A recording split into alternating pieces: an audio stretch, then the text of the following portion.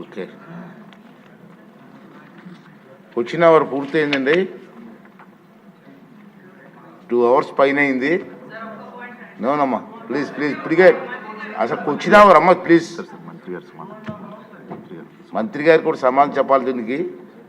మంత్రి గారు సమాధానం చెప్పిన తర్వాత మాట్లాడదాం. సార్, సాంబశివరావు గారు కానీ, కోటంరెడ్డి శ్రీధర్ కానీ, పార్థసారథి గారు కానీ దీని మీద అనేక అంశాలని లేవనెత్తారు అధ్యక్ష. శ్రీధర్ రెడ్డి గారు లేవనెత్తినటువంటి దేవరపాలెం నరసింహస్వామి దేవాలయానికి సంబంధించి కేంద్రం ఇచ్చినటువంటి నిధుల్ని అడిగారు. దాన్ని తప్పకుండా పరిశీలిస్తాం, ఎక్కడుంది అనేటువంటిది ఆ సభ్యుడికి కూడా తెలియజేస్తాం అధ్యక్ష. దాంతోపాటు ఎన్టీఆర్ నెక్లెస్ రోడ్ అనేటువంటిది అమృత్ పథకం, మీ జిల్లా మంత్రి గారే ఉన్నారు, తప్పకుండా వారు దాన్ని పూర్తి చేస్తారనేటువంటిది నమ్మకాన్ని కలిగిస్తున్నాం అధ్యక్ష. ప్రధానంగా అనేక కేంద్ర ప్రభుత్వం నుంచి వచ్చేటువంటి నిధులు ఆగిపోయినటువంటి విషయం వాస్తవం అధ్యక్ష.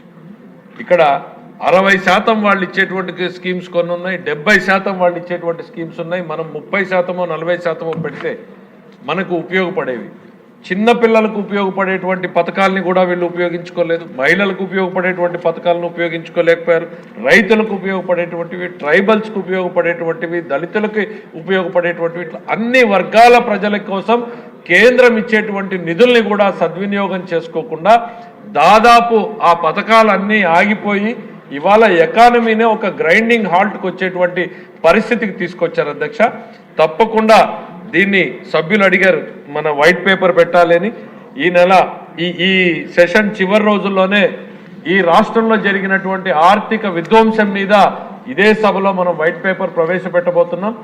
దాని తర్వాత తప్పకుండా సభ్యులు అడిగినట్టు సాధ్యమైనంతగా ఈ సమాచారాన్ని ఇంకో రూపంలో తీసుకొస్తే మరిన్ని వివరాల్ని సభ్యులందరికీ కూడా అందజేస్తాం. ఎందుకంటే అధ్యక్ష, రాష్ట్ర ప్రజలు కూడా తెలుసుకోవాలి అధ్యక్ష, పరిపాలన అంటే ఎట్లా జరుగుతుంది, మేము చెప్పింది ఏదో 4 పథకాలు చేస్తే చాలు అనేటువంటిదా, లేకపోతే సమగ్రమైనటువంటి అభివృద్ధిని కేంద్రం రాష్ట్రం కలిసి చేయాలా అనేటువంటిది ప్రజలు కూడా తెలుసుకోవాల్సినటువంటి అవసరం ఉంది అధ్యక్ష.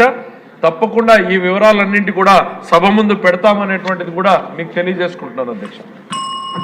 నెక్స్ట్ వచ్చిన వారు ముగిసిందండి. ఒక విన్నపం,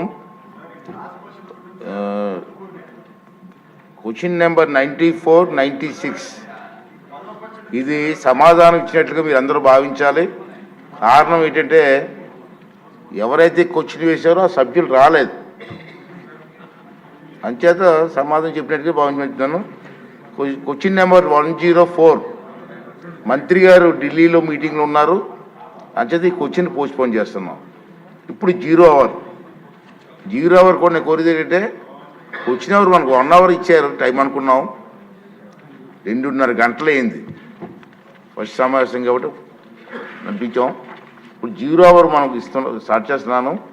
సబ్జెక్ట్ చాలామంది పేర్లు ఇచ్చారు, ఒక్కొక్క నిమిషంలో పూర్తి చేస్తే మంచిగా. మళ్ళీ బ్రేక్ ఉంది, టీ బ్రేక్ కూడా ఉంది కాబట్టి ఒక్కొక్క నిమిషంలో చేస్తే అందరికీ వస్తుంది, లేకపోతే 50% మాట్లాడే అవకాశం వస్తుంది.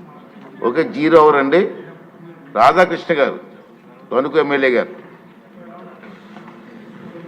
అధ్యక్ష, 16వ శాసనసభలో నాకు అవకాశం రావడానికి కారణమైనటువంటి గౌరవ ముఖ్యమంత్రి వర్యులు చంద్రబాబు నాయుడు గారు, లోకేష్ బాబు గారు, పవన్ కళ్యాణ్ గారికి ధన్యవాదాలు. అదేవిధంగా ముఖ్యంగా రాష్ట్రంలోనే ఒక మంచి మెజారిటీతో గెలిచే విధంగా అవకాశం కల్పించి ఆశీర్వచనాలు ఇచ్చినటువంటి మా తణుకు నియోజకవర్గ ప్రజలందరికీ కూడా ఈ సభా వేదికగా ధన్యవాదాలు తెలియజేసుకుంటూ, అధ్యక్ష, ముఖ్యంగా ఈరోజు మా